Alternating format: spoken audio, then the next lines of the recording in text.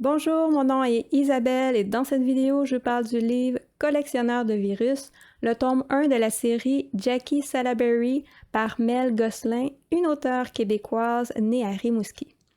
J'ai lu la version numérique des éditions Perrault Éditeur parue en 2014. C'est une fiction jeunesse rétro-futuriste. L'histoire se passe en 1907. Jackie, une Américaine, va aller rendre visite à son frère qui est engagé pour la construction du pont de Québec. Il dirige une équipe de travailleurs, dont des Mohawks, qui ne semblent pas l'apprécier et on ne sait pas trop pourquoi. Jackie va s'inquiéter pour son frère parce qu'il a des douleurs à la poitrine depuis qu'il s'est remis d'une pneumonie. Pour l'aider, elle va aller voir une pharmacienne excentrique qui va lui remettre un sirop pour le guérir. La femme va lui dire qu'ils vont se revoir très bientôt. Elle ne sait pas trop pourquoi elle lui dit ça. Peu longtemps après, le pont de Québec s'effondre et il y a plusieurs travailleurs qui vont périr, dont son frère.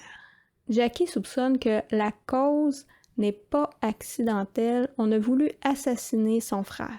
Elle va donc tout faire pour découvrir les responsables et le venger. Pour ça, elle va suivre la fameuse pharmacienne qui semble savoir ce qui s'est passé. Elle va aussi se faire un ami assez particulier, Gangrène, un virus.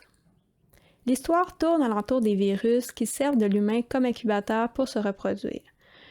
Ils peuvent aussi être sous forme tangible, en dehors du corps humain, mais pour les voir, il faut porter des germascopes, des lunettes spéciales.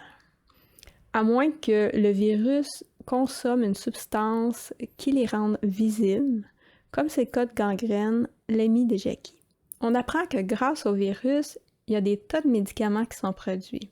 Il y a donc des gens qui les collectionnent et s'approprient leur pouvoir. C'est le cas de la pharmacienne qui, selon ses actions souvent immorales, nous fait douter de ses intentions. La raison pour laquelle elle ne veut pas que les virus disparaissent de la surface de la Terre fait du sens. Mais elle a quand même des motivations égoïstes. La pharmacienne a reçu un enseignement pour la préparation de médicaments.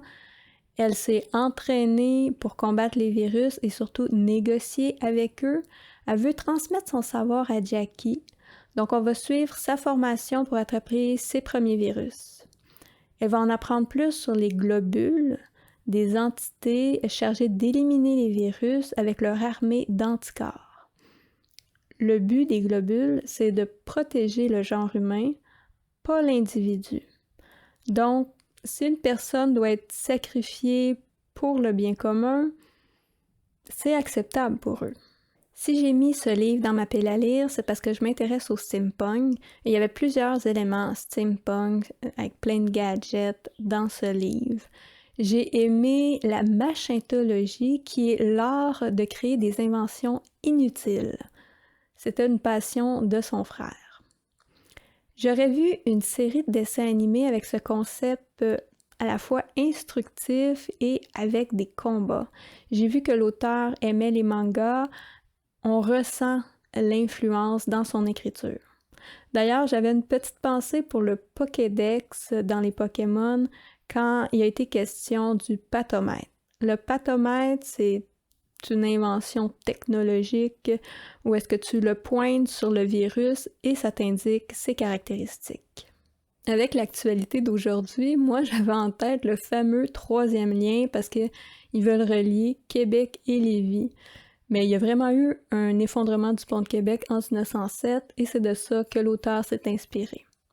J'ai aimé qu'elle fasse des références à des noms de lieux et de personnages en n'utilisant pas les noms exacts. Elle a fait juste assez de modifications pour qu'on puisse encore les identifier.